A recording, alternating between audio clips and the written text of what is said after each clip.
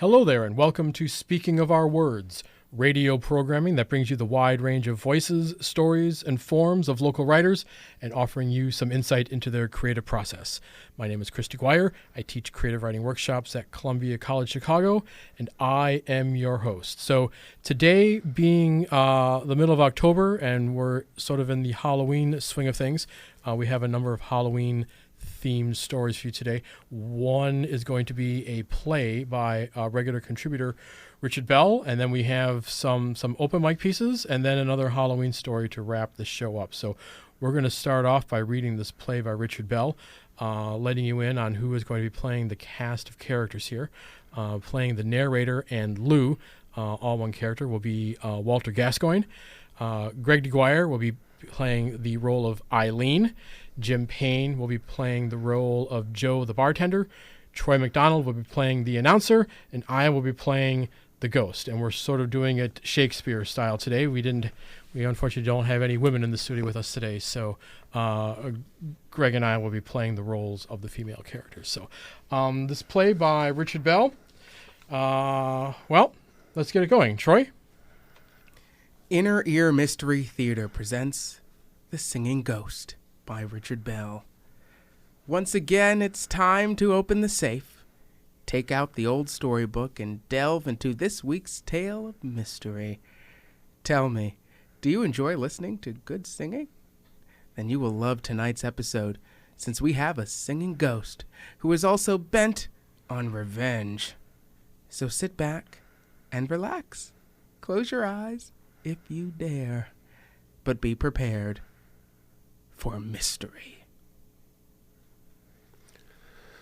It's been 3 hours now that I've been lying in this pit, unable to move my legs, and the music keeps repeating itself over and over, the same song over and over. I may have gone mad already, I don't know, but let me go back to the beginning.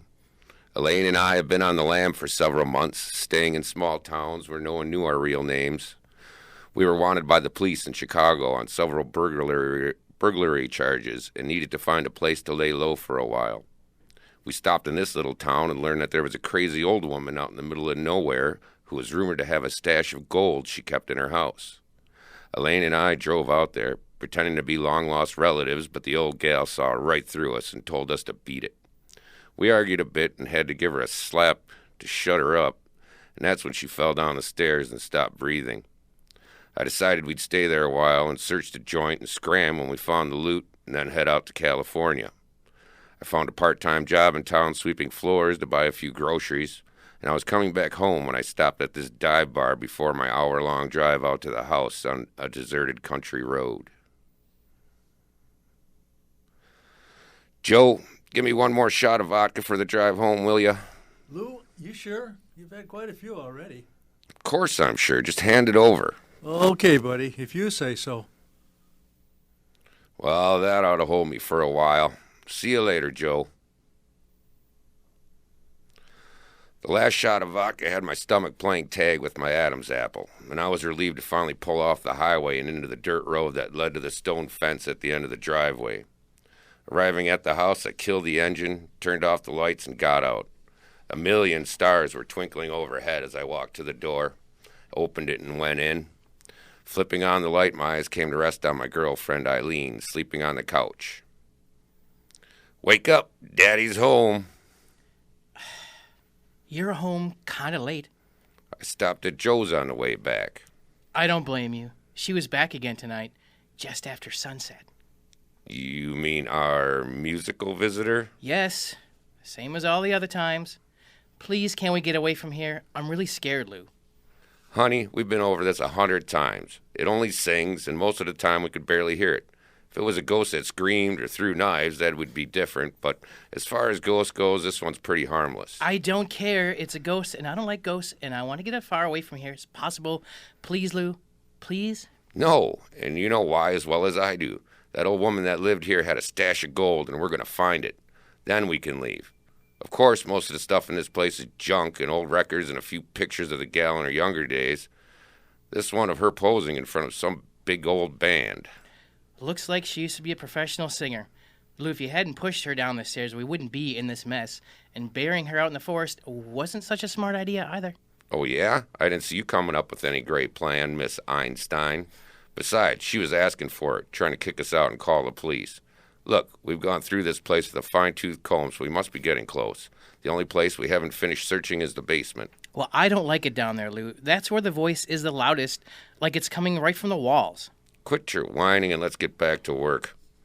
I flipped on the basement light switch, and we walked down the rickety wooden stairs to the basement. The fluorescent lights shone brightly overhead. We had begun digging in the middle, ripping up the concrete along and smashing a few holes in the walls in places where it looked like it might have been filled in a long time ago. So far, we'd found nothing. There was a fairly deep hole near the middle now, which we were filling with chunks from newer holes around it. Elaine shoveled where I used the pick. It was dusty and humid, and after about an hour, I decided to take a break.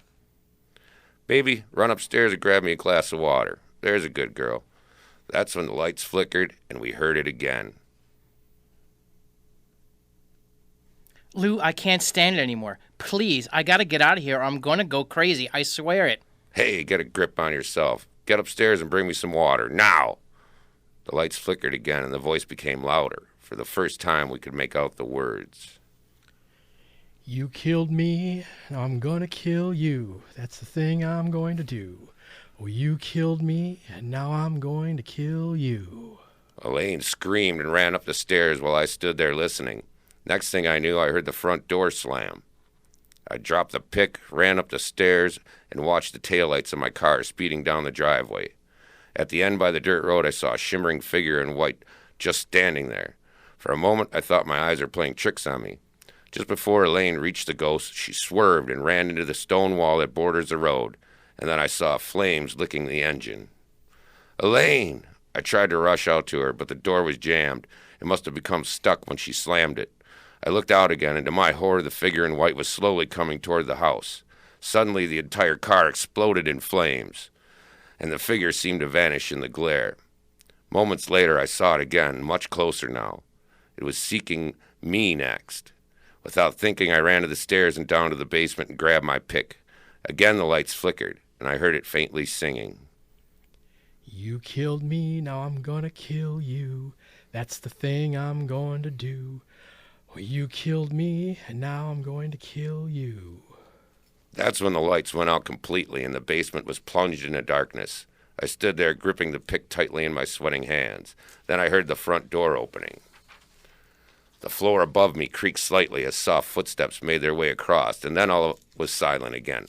I could feel my heart pounding in my chest as my eyes strained in the darkness. What was it going to do next? Where was it? Poor Elaine, she didn't deserve that fate. I never should have brought her into this. It's all my fault.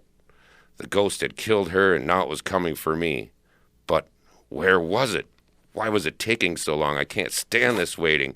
I got this pick to defend myself, but against what? Oh, God, I think I must be going crazy. Just then, a faint light appeared at the top of the stairs, a glow from her shimmering figure. You're dead, damn you. You're dead. I killed you. This can't be happening. I'll kill you again if I have to. The glowing figure now started to drift down the stairs, and I was gripped by a terror I had never known. At the same time, I suddenly noticed thousands of little gold reflections in the wall and floor and chunks of concrete around me. Gold! So that was her secret. Her and her late husband must have ground up the gold and mixed it with the cement, then went into building the house. Who would do a crazy thing like that?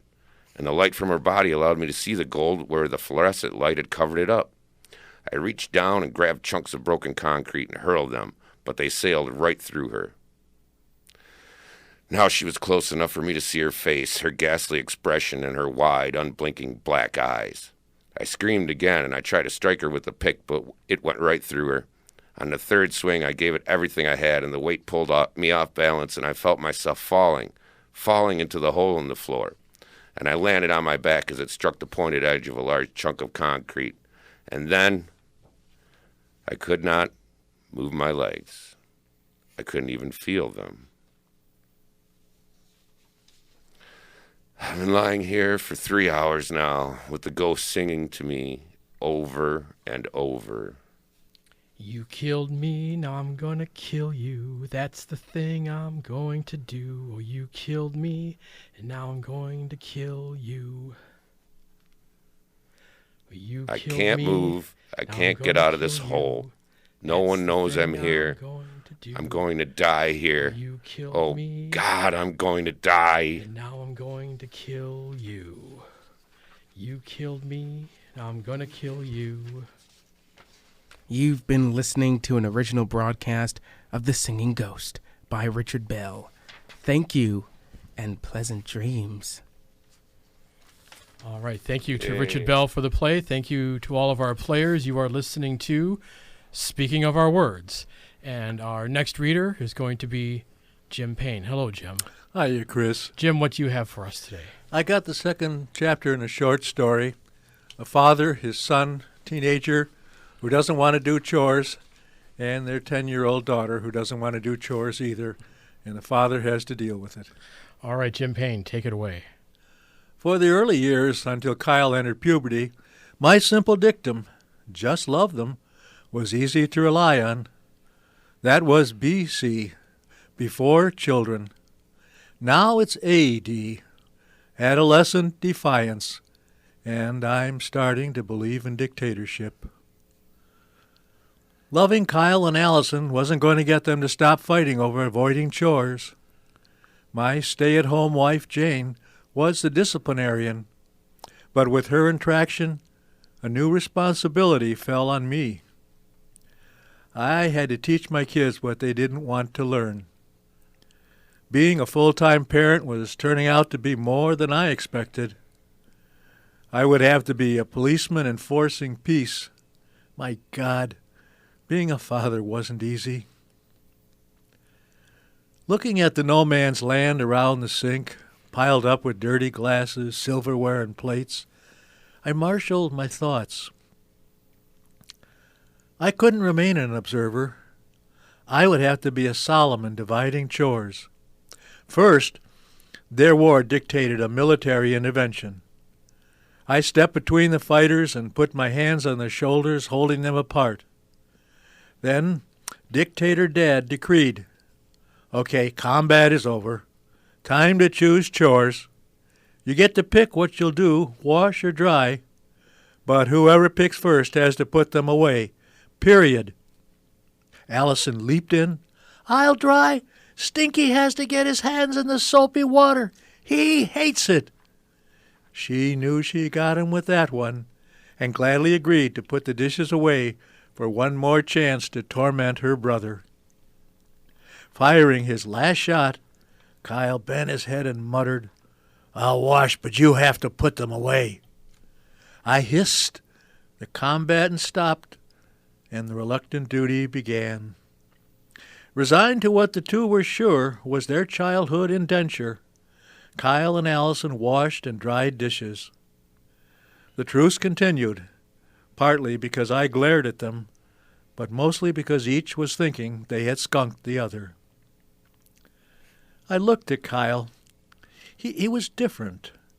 My junior high school pseudo-confident know-it-all was not wearing shorts, but cargo pants. He no longer was a boy. He had permanently broken out of childhood, but wasn't ready to be an adult.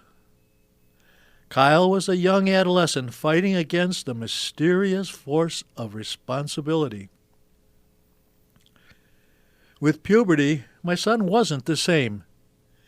He removed some of his bedroom posters of racing cars and put up bathing suit babes. He hid a Playboy magazine under his mattress.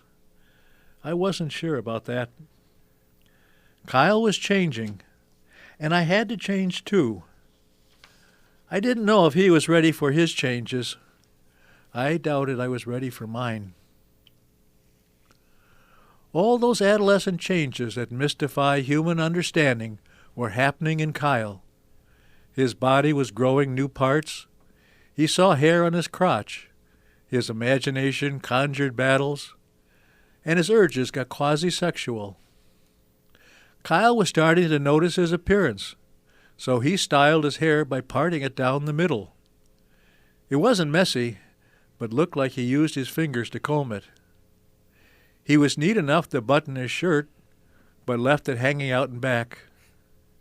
He liked to draw endless pictures, but not complete a school assignment. He wanted to be boss, but not obey. The testosterone had added hair to his chin, but not responsibility for his actions. My 3/5 adult was a typical teenager who resisted getting up in the morning, went off to school, played with friends, was fussy about what he'd eat, but liked our home, maybe because it was his castle. Of course, there were some secret passages.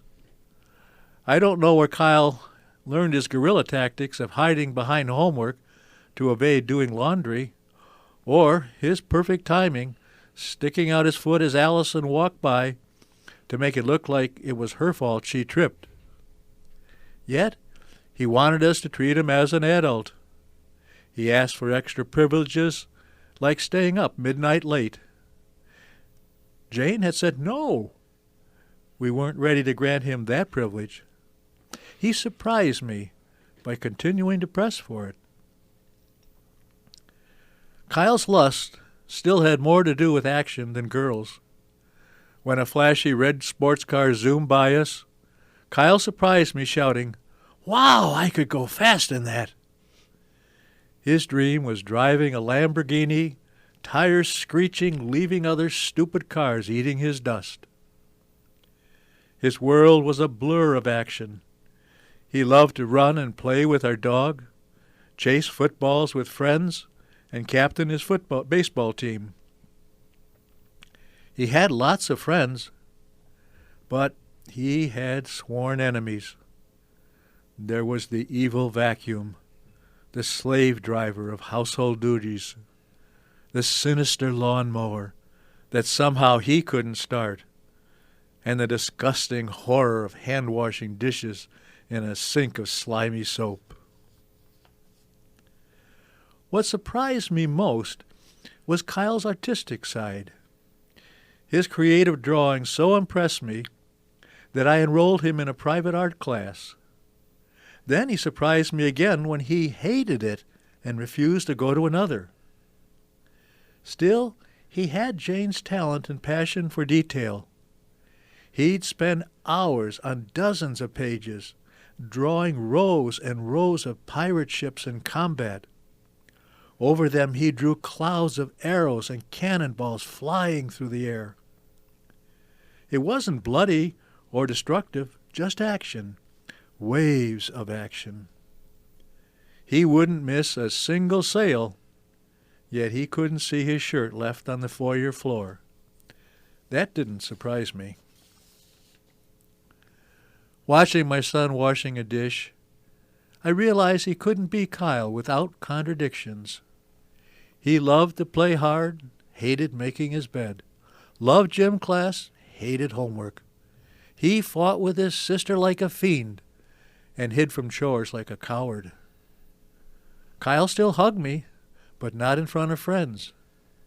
He loved to sleep with his dog, but not give him a bath. He could twist and thrust and charge with a Wii controller to imitate complicated action, but couldn't load a washing machine. My son would obey our rules, but he wasn't willing to add on anything, like taking the responsibility to do his chores, slave labors as he called them. He could spell it, but that was as close as it got to him. For me, responsibility was very important. I prided myself on getting the hardest thing done first. Then it was easier to go on and do the rest. I didn't see that in Kyle. I was starting to wonder if I could ever get Kyle to be responsible about work. Yes, responsibility certainly was a father's word. Would it become my teenage son's word? I knew Kyle was a good son. He delighted me with his humor and surprised me with his drawings. He was outstanding in baseball and football and soccer. I jumped with excitement and high-fived Kyle for his athletic feats. I had a special place in my heart for Kyle. With a father's pride, I bragged about my son. But at times I disowned him, referring to him as Jane's son. Watching Kyle and Allison finishing up the dishes, I realized my laissez-faire view on raising kids was ancient history. I now knew they had egos that overflowed their bedroom walls, but still were tinfoil thin. I hadn't allowed for the complication of so much conflict between two kids. When they clashed, it was like the sea battle of ancient mariners firing cannonballs at each other, seldom hitting the target, but always threatening. To be a father, it was not enough to just observe my primate offspring's evolution, not enough to just love him. I had to face what I had avoided, taking responsibility. All right, Jim Payne, thank you very much. Our next reader is going to be Troy McDonald. Hello, Troy. How are you doing? Good, Troy. What do you have for us today? Well, you know what? It's funny. You said at the intro we're talking about Halloween. This is about a disappearing act All right. of one of the world's biggest boy bands. Okay. So, very good. Troy McDonald, take it away. One Direction is one of the biggest boy bands in history. Millions of albums sold, and millions of girls devote their lives to them. Just check Twitter. On most days, something about 1D is trending worldwide. The group's latest song, Drag Me Down, went straight to number 1 on iTunes, and Justin Bieber broke the record a few weeks later. All this success has occurred amidst a ton of controversy. Many claim the boys have been overworked by management, milking as much money as they can out of the group while it's hot. The group has been together 5 years and has toured the world and released an album every year. The world nearly stopped when the group lost a member, Zayn Malik, who said he was burnt out from the constant touring. Another member just announced he's having a baby. This all came to a head when I was looking on my iPhone and decided to click the 1D concert. I'd never seen 1D perform ever. It was the Apple Music Festival, which was streamed and archived on Apple devices for free. The remaining members, Louis, Liam, Harry, and Niall, seemed tired and out of it. They would meander around the stage, and at one point, Niall left the stage for what reason I don't know, and Liam sputtered, "Oh no, we lost another." They seemed like they were going through the motions, desensitized by the much smaller crowd compared to the major arenas they play. Like there wasn't enough energy and oxygen to get them through the show. Harry was especially off, but all of them can't sing a damn thing. They did the typical, I can't hit that note tonight, so I'm going to point the microphone at the crowd so you sing it. They said this year that they are going to take a break in 2016. Hopefully it's an extended one, because now they are One Direction without a direction, lost and bored and making fans around the world pay top dollar to see it. Alrighty, and my final post. It's a little dark for what we're talking about, but I was just, as you know, we had the Oregon shooting that happened a few weeks ago, and I just had enough. So I went on this big tirade for this piece. So I'll never forget the way I felt when I went on Facebook and heard about Newtown, Connecticut. The 26 people, mostly children, killed by a deranged young man. I was shocked. I couldn't believe this was happening in America. My heart broke. My sadness dissipated over time, and I moved on, figuring that this was a rare, one-off case. I was dead wrong. Newton triggered a series of mass shootings unlike what I've ever seen before. Thank goodness I don't plan on having children at this point, because, first of all, I'm incredibly selfish, because as every day passes... Number 2, the second reason is, as every day passes, we get closer to living in a real-life Grand Theft Auto world. I'm so sick of hearing about innocent people dying, the bloodshed. If the nearly 24 children killed at Sandy Hook couldn't reform laws, nothing will. More lives lost in Oregon, and ironically, they got the better end of the stick. We're as guilty as the shooter. This is our society. We all live together. We protest for years to stop gay marriage, which is for love. 10 people die in one day at one campus, and nobody will fight for them and their right to live in peace without hate. Life is a game, and humans tend to suck at it. We are some backwards ass people. There's another word that I won't say. Literally and figuratively. So what are we going to do? Because we have to live with this shit. With every shooting, we are all left with blood on our hands. Bang, bang. All right, very nice. Thank you, Troy McDonald. You are listening to Speaking of Our Words. Okay, and I'm going to read an excerpt from one of my novels in progress that I've been reading off and on for the past, probably for the past year and a half on this show. This is my perpetual worst summer job novel that I'm working on. We're following these main characters of Jason and Sarah and all these side characters of Courtney and Bob. All these people, they all work at the same grocery store. It's a story about family secrets. Sarah has been keeping a secret from everyone in the book other than her parents that she has had a child. She used to date Jason's older brother. She was pregnant. They were in a car accident. The older brother was killed. This all happens before the story starts. So this excerpt is coming in very near the end of the book, I believe, when finally some of these secrets will get revealed. This is happening late at night. Like I said, they're working in the grocery store. We're just going to be following the character of Sarah and Wendy. A few of the other background characters show up, but they'll all get named. So hopefully be easy to figure this out. Sarah is, she's a checker, and she's working right now in the courtesy office about 9 o'clock at night, covering a break shift. All right, here we go. Sarah began counting down the drawers, her back to the office window, when she heard the gruff cough behind her. She still didn't know how to do much in the office, so she hoped he didn't need anything complicated done. When she turned and saw a tall man in a dark ski mask and a handgun resting on the counter, she drew in a sharp breath and covered her mouth with both hands. "Quiet," he snapped in that gruff voice. Gruff was the only thing she recalled. But the voice startled Wendy, who was bent over cleaning under Register 4. She popped up, saw the guy in the mask, but not the gun, and shrieked. He turned towards her, muttered shit, as Wendy pressed the button on the microphone, shouting, "Brett, get up here now." That was the last thing Sarah remembered. Her body swayed a little, and her head felt like it was stuck inside a seashell, like the air was being sucked from inside. Then she fell to her right, her head just missing the edge of the side counter, and she landed on her side, her arms underneath her. The masked man grabbed his gun and dashed out the door, Wendy screaming, "Help!" Brett, in the dairy cooler filling milk, heard his name and popped up and sprinted up front. Liz and Bob, holding hands over the break room table and giggling, scrambled off the wooden benches and dashed up front as well. Wendy was already in the office, trying to see if Sarah was all right.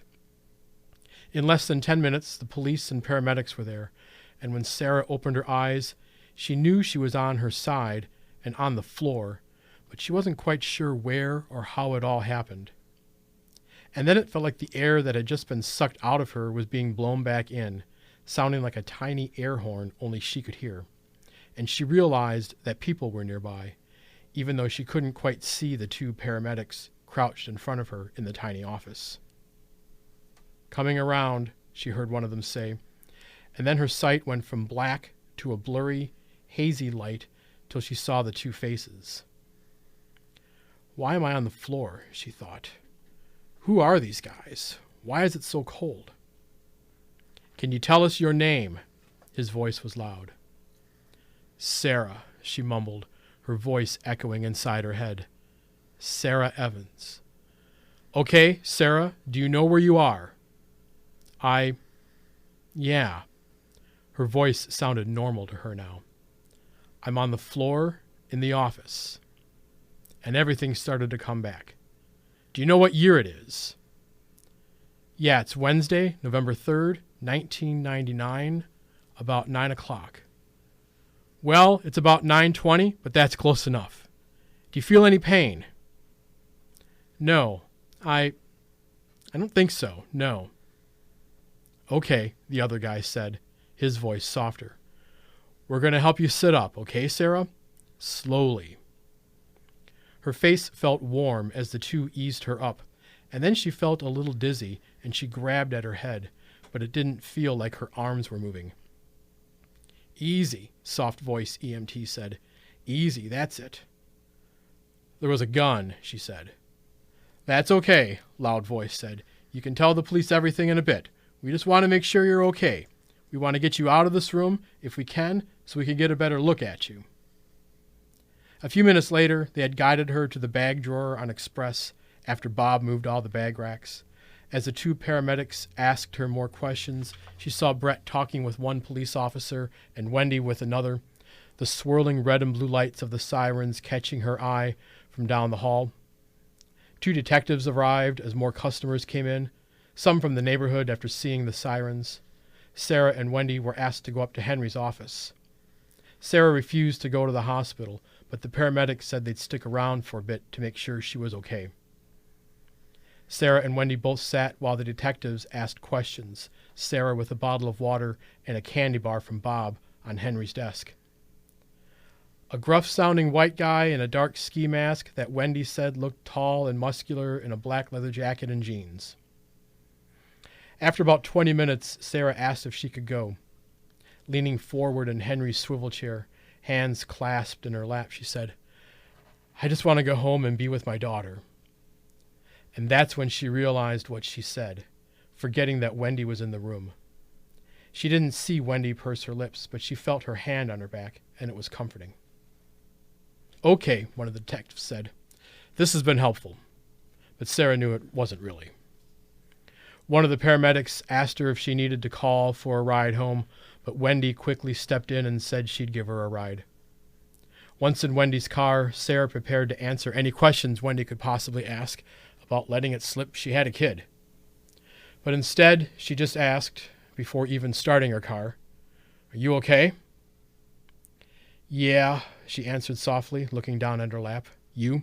She asked, looking over at Wendy, who shivered because she didn't have a jacket. It wasn't cold enough to see her breath, but Sarah knew it was coming. Yeah, Wendy asked quickly, rubbing her hands together. Pretty scary, huh? Yeah. Sarah looked out the window at the side of the store, the paint glowing an eerie greenish tint in the parking lot lights. She'd never really noticed that before. She closed her eyes, seeing the gun on the counter and again waiting for Wendy to ask her about her daughter, to ask why she'd been keeping it a secret. But Wendy just nervously prattled. I think the last time the store was robbed was a couple years ago. Some guy reached over the belt and just grabbed cash right out the drawer. I don't remember who was working, but there was no gun. Except for the accident, Sarah said. I've never been so terrified. I'm sure. Wendy rubbed Sarah's knee, but Sarah barely felt it, feeling as if her entire life had just been flung all over the place like Michael's car had over a year and a half ago. I don't know if I can go back in there, she said softly, wondering if she meant because of the attempted robbery or how the world would respond to knowing she'd kept that secret. How Jason would react. This was not how she wanted him to find out. One step at a time, Wendy said, starting up the car, the muffler crackling. Where do you live? Not far, 15th Avenue and 78th Street. It only took a few minutes to get there, and no one said anything, but it was the loudest 3 minutes ever to Sarah, her head just overwhelmed with not knowing what to say. Wendy parked the car in front of the house, leaving the engine running. I didn't mean for you to hear about it that way, Sarah said, looking up at her house, downstairs lights on, her mom waiting up, her dad and Lisa most likely already asleep. That I have a little girl.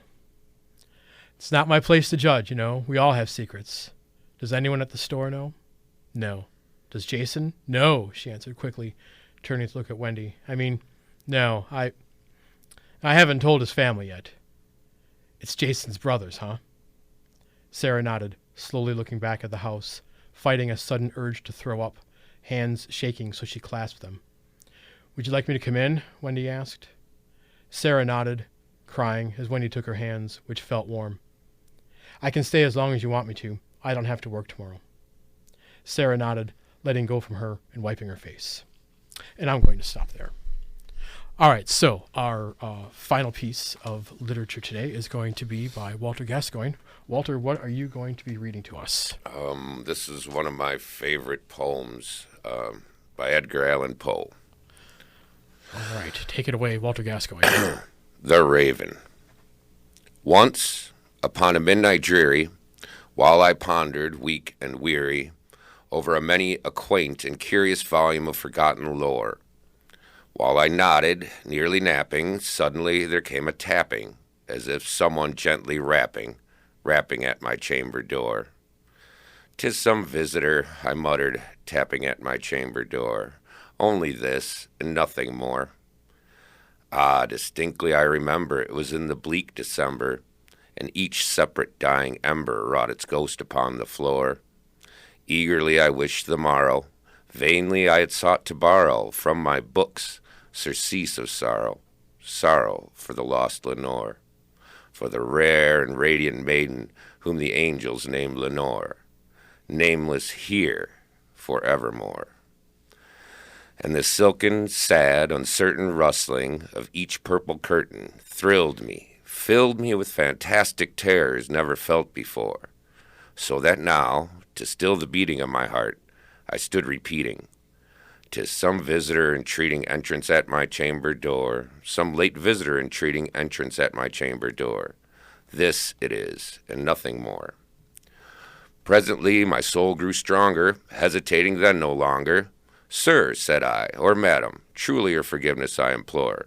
But the fact is I was napping, and so gently you came rapping, and so faintly you came tapping at my chamber door, that scarce was sure I heard you."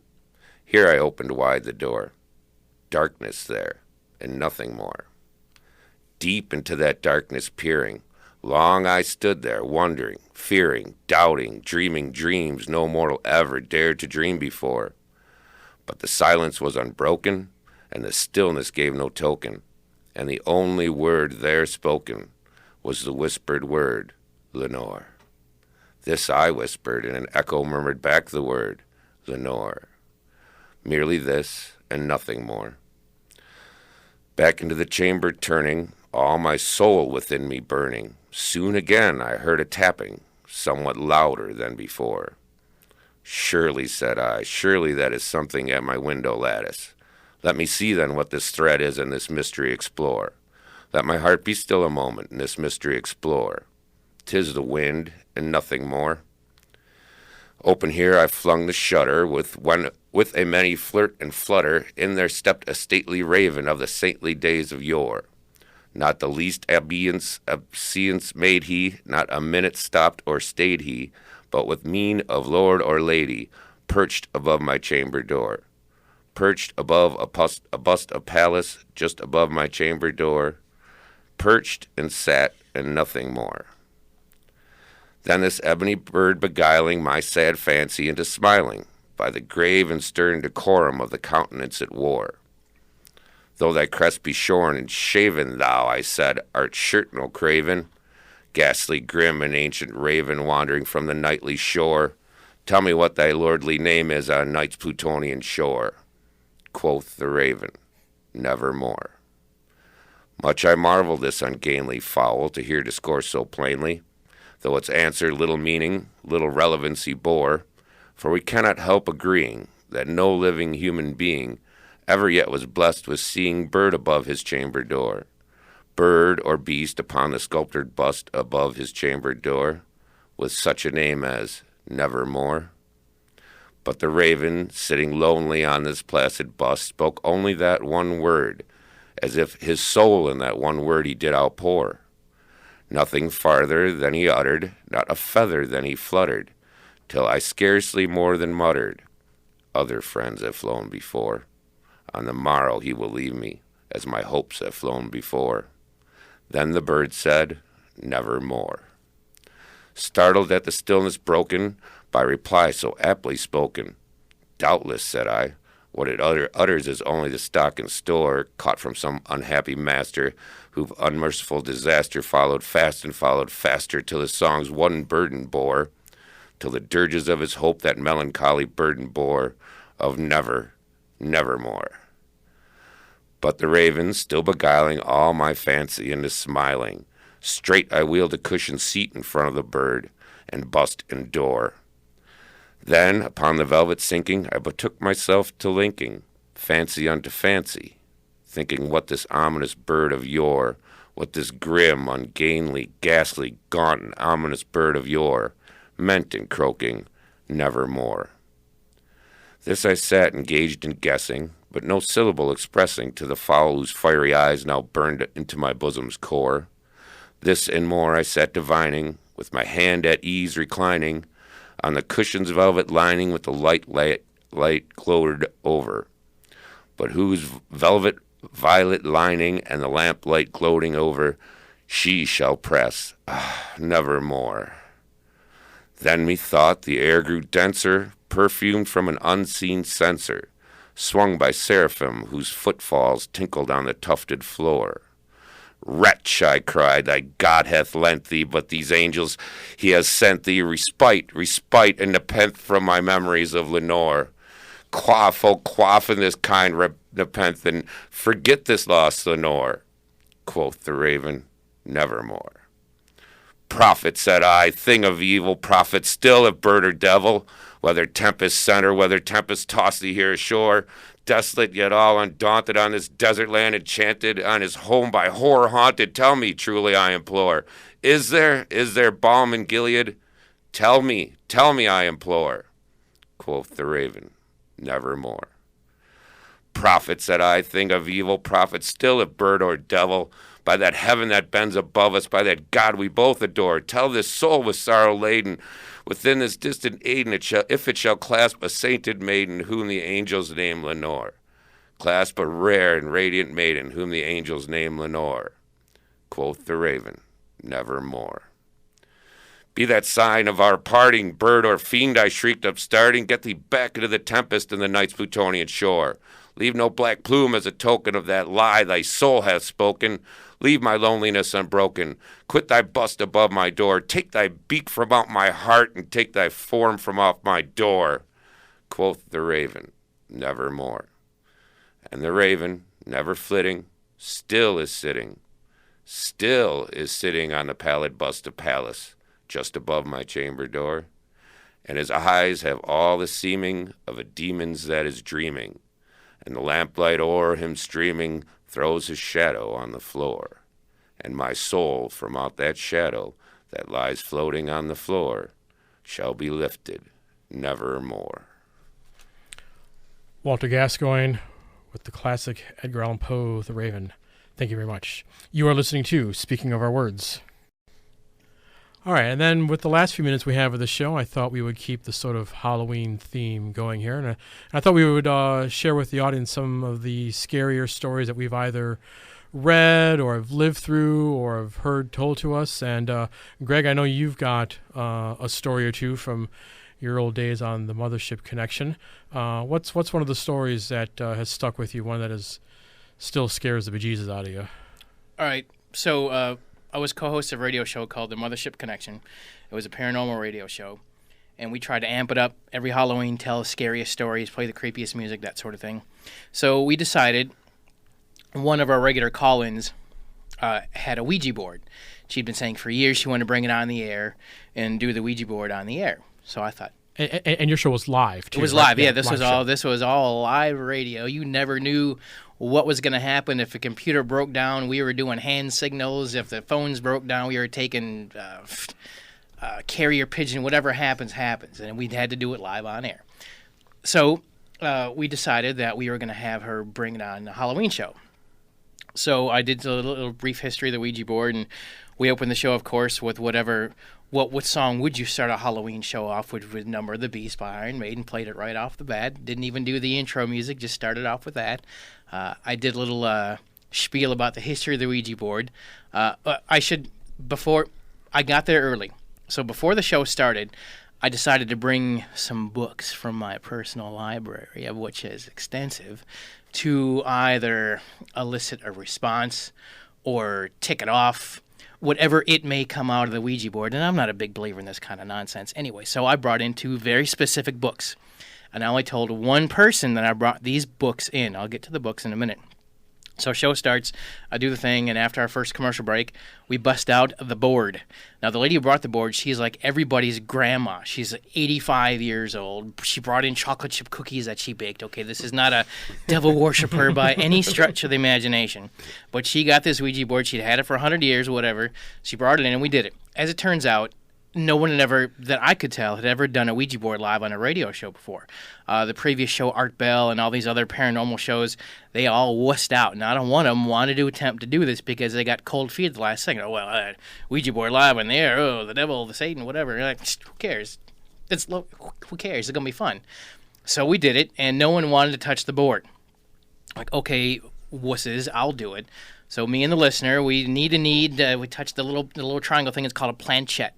So her and I both touched the planchette, and we took calls over the air. Let's ask the Ouija board. Let's have callers call and ask the Ouija board, and we'll do the thing. So we got ridiculous calls. Is it going to be a white Christmas? Is my boyfriend going to leave me? Crap like that. And the thing didn't move. I go, well, this is a bust. So we took another commercial break, and during the commercial break, this is no lie, this is all captured on video, we didn't ask it any questions, but all of a sudden it spelled out my name. Greg. Like, huh. Well, now that's a little odd now, isn't it? We didn't ask it a damn thing. It just spelled out my name. And you and her still had your fingers We on had our the- fingers yeah, on the whole okay. time because we were laughing and giggling, playing along. Oh, well, this goes to prove these things are bunk, right? Boom, spells out my name. And I'm thinking, why in the hell? Oh, I brought books in now, didn't I? Clearly, it must have known that. So we come back from commercial break, and I have to explain this to people now. All right, so the audience, here's what happened during the break. It spells out my name. Well, why would it do that? Okay, well, I brought some books in. In fact, I think I brought 3 books in. I brought with my copy of the Necronomicon, of which I have, the Satanic Bible, of which I have, and the Holy Bible, of which I have. I brought them all in and laid them out. Do something. I dared it. And it spelled my name. Tremendous. So it didn't really do much after that. The skit was over. That was the thing. The first hour had gone by. That was that. So we had a psychic with us. And this psychic, she was, at the time, Oprah's personal psychic. She had Oprah's name on her phone, the whole thing. She's from Chicago. So she gives me this blessing, this spell. So when you go home, make sure nothing follows me type of thing. All right, to make a long story longer, weeks later, there's knocking inside the garage. I have an attached garage, and there's a metal fire door that separates the garage from the kitchen and into the house. So all of a sudden I hear this every once in a while. It's not like someone was throwing a tennis ball up against the door. And the wife didn't believe me. The cats at the time paid no attention to this noise. I thought, well, I'm freaking crazy. The wind's blowing, something in the garage is getting knocked around. I have no clue. Weeks, no clue what this is. All of a sudden the noises stop. Neat, right? But the noise is moved, see? So I have a back deck that's off the back of the garage. The deck is attached to the window, to the bedroom. So if you look out the bedroom window, you can see the deck, and then you can see the door that goes into the garage. So it's all kind of right there, see? So all of a sudden, the back deck starts creaking. The wood is creaking and snapping. For no particular reason, mind you. Then I thought, my rational mind's like, well, it's below freezing. The wood expands, contracts with the temperature, but would it make it crack? I don't know. So I thought this was interesting enough to one of the many radio shows later, I brought this up. Like, well, this is a really weird thing that happened after the Ouija board incident. I think something followed me home. Now, I don't really believe in this kind of bunk, but I don't have any other rational explanation for it. The creaks got so loud that the wife, Lori, she finally heard it. The cats were tapping at the window at nighttime, and they never do that. They're tapping at the bedroom window that leads to the back deck where the creaks are originating from. All right, now the animals are involved. Now this raises my interest. Something is obviously out there. So the lady brought the Ouija board, and she calls up to the show. She's like, oh, my God, I can't believe that this happened. I mean, I don't understand. So I asked her, I said, so when you brought the Ouija board home, did you put it away? You said you had it kept in the top shelf of your closet for like 80 years, and you finally bring it out. Where is it now? Turns out she hadn't put the Ouija board away. It was still sitting on the kitchen table when she brought it home weeks before. She didn't put the thing away. I said, for the love of God, will you put the board away and we'll run an experiment? Don't tell me when you do it. Just we'll see if the noises stop and we'll see if it, coincides. Sure enough, a couple of weeks later, Noises stop, nothing happens. So I wrote the date down. So I'm going to test. So, and she has no knowledge of this. I mean, I don't know her outside the show. She calls in like this is what she does. She calls like every show on the station. That's what she does. So a couple of weeks go by, and she called the station up. She says, "Yeah, did the noises stop?" I said, "By God, they did. How did you figure that out?" She said, "Well, I put the board away." I said, "Do you remember when you did it?" "Well, yeah, it was 2 weeks ago." It's the same date I wrote down that the noises stopped. So whether you believe in that sort of thing or not, that really happened, and I have no logical explanation for any of that. The wife still thinks I'm crazy, that I'm just some kind of moron. Of course, I'm sure I am. Point being, that it really happened. I have no explanation for it. That's an awesome story, Greg. Thanks. It's interesting to say the least. Thank you for sharing. Troy, do you have one? Actually, not after that. So, Sorry about that. yeah, that's. And Jim, you said you didn't. Jim, you said you didn't have any. I don't have any scary stories other than the one of trying to be a father with a teenager. How about you, Walter? We got a minute or two here. You got. Yeah, well, mine's more of a psychological scary. I was 13 years old, trying to impress a girl. So I bought 3 joints from a friend of mine. And I went to her house. She knew I was coming. She knew I had party favors. So we took a walk, and we smoked the first one. I don't remember if I got high or not. I really didn't. I don't think I did. But it was cold out. It was in October, fall. Definitely all the leaves were falling. So we were cold, and she grabbed my hand. And, oh, my God, I was so scared. That was my palms started sweating, my forehead started sweating, my heart went about 1,000 miles a minute. And so I got the other joint out really quick. We smoked that one, too. By the time we must have walked like about 3 miles, holding hands the whole time. And I finally got her back home with the last joint, and she went up to reach out and kiss me, and I panicked and ran. So that was my scary story. Yeah, no, that can totally be scary. Yeah, good. The one I got, Greg, you were probably involved in this. It's probably more funny than it is scary. We were doing, Greg and I used to be in a production of the Rocky Horror Picture Show up at the Oriental Theater for many years in the early to mid 90s. And every now and then we were asked to do shows at various places and venues around the state. And there was the one year that we were doing a show up in Green Bay. Oh, the haunted house. Yeah, the haunted house. Yeah. And the chainsaw. Yeah, the Chicago Bears were in town for a football game that weekend, so the closest hotel we could get was in Manitowoc. The first Manitowoc on the moon. Yes, and hi-yo. And we were up there on Friday night, and nothing else to really do, so we went to this haunted house in Manitowoc, and we get there, and it's like a corner building. It was dark out, and the woman who either owned or ran the place was outside, and she had this really large yellow and white snake draped around her shoulders. Yeah, we had to pet the snake to get in. It felt like leather. And we get in there, and I remember the chainsaws at the end. I'm going to get to that, but I remember Stuart and I, Stuart, one of the other guys in the cast, he and I would Mind you, Stuart's a vending machine with a head, and he's a big feller. Yeah, and we were the ones that were like lagging near the back, and everyone else that was with us, there were maybe 9 or 10 of us that were there. About that, yeah. And I recall one room, now correct me if I'm wrong, Greg, but the room that I remember where this went down was a big white room with a giant strobe light. And you entered the room, and at the far end of the room was this giant sort of humanoid fuzzy monster on a little pedestal. And the next room, you had to climb up a little set of stairs, and you went down like a chute. I remember that, yep. So everyone else has gone down the chute, and Stuart's on his way up to go Do we have to take our shoes off for that, too? No, we didn't. Because, I thought something we had to take our... Yeah, because that's what I'm getting to. Okay. So I went up there as Stuart's climbing up the little ladder to go down the slide, and I go up to the monster who's frozen in pose. And I'm thinking, there's a guy in this thing. There has to be, because nothing's really jumped out at his head. So I went up to it, and I just poked it, and poked it, and poked it. And then finally, it just lunged at me and scared the daylights out of me. So I ran. Stuart had gone down the chute. I climbed up the ladder. I go head first down the chute, mind you. There's room to sit down and slide. Like Han Solo in the garbage compactor. I'm just scared to death. So I dive head first down the chute, but the thing grabs me from behind and is pulling my legs, like that scene in Close Encounters when they're grabbing the boy through the dog door, the mom and the alien playing tug of war. He's grabbing at my feet and my legs, pulls off my shoe. I slide down, land head first. Everyone is there. And okay, so we go through the rest of the haunted house. I've only got one shoe left. The last door that opens out onto the alley, and out there is some guy dressed as Leatherface with a chainsaw. And that really looks well, real. by the way. Yeah. This whole place was not well lit. This was legit pretty scary. Yeah. We didn't know if we were actually going to get murdered. I mean, Yeah, there it was nobody around. terrifying. Yeah. They chase us down the alley, and we end up back outside where the woman with the snake was.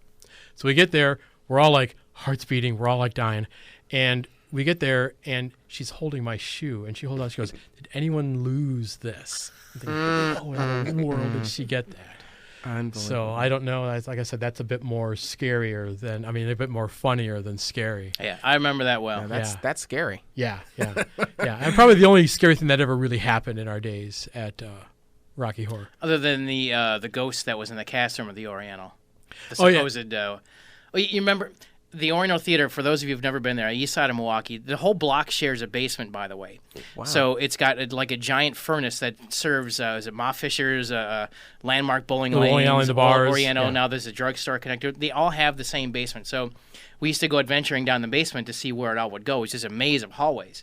Well, one of the hallways, remember, it ended up in some kind of room with a chair and a newspaper, and it was looking through a vent that looked right in the cast room. And we never knew. You look at it, it's a vent.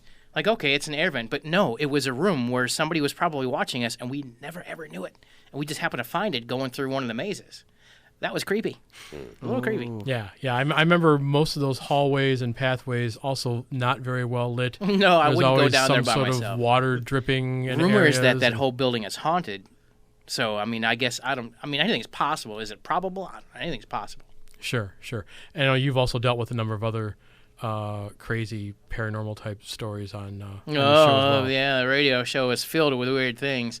There was one lady, when you came to visit one of the times, she was a medium, and she drew people. Yeah. She was drawing, she gets her sketch paper and her pencil and just starts doodling. Nobody says a word. She's just doodling something.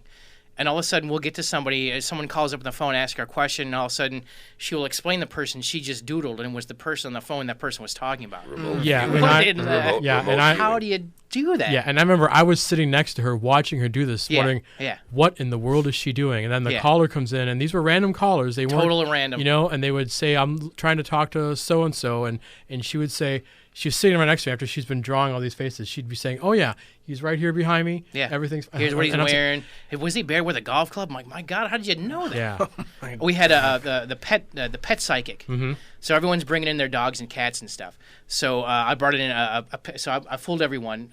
I brought her a picture of a cat that had passed away. See, so I gave her the picture of the cat. She goes, is this cat dead? Okay, I'm listening. The thing is, as soon as they hit on a question, people will all of a sudden offer free information. Then that's how they extrapolate off that. Then they can guess. So I said nothing. So is this cat dead? I'm listening. Okay. She's like, this cat's not from around here. Okay. Did you rescue this cat from a campground? Yes. Wait, was it near Janesville? What? Yeah. Yes. Yeah, these mediums and psychics are something else. And the cat had died she had terrible stomach cancer. Never knew. And she said that. She said the cat died with cancer. I'm like, my God. So, yeah, for the whacks that are out there are ones that are really good, I have to say. Yeah. And they're the creepy ones. All right. Thank you very much, Greg, for your story, and Walter for your stories too. So, all right. So that is the show for today. If you have any questions or comments, or you wish to participate on this program, please visit KenoshaWritersGuild.com, and please come to one of our monthly meetings. Kenosha Writers Guild meets the third Thursday of every month at the Hedberg Library of Carthage College at 6:30. Please visit the Facebook and YouTube pages for this show, Speaking of Our Words, and feel free to leave a comment. Thanks to Dave Cole and WGTD, Steve Brown and Nita Hunter, our engineer, Troy McDonald, Lisa Adamowitz-Kless, and the Kenosha Writers Guild. Thank you very much to all of our guests today, Richard Bell for the play, Walter Gascoigne, Greg Dequire, Jim Payne, and Troy McDonald. This is Chris Dequire, and the world needs your stories. We will see you again. Thank you for listening.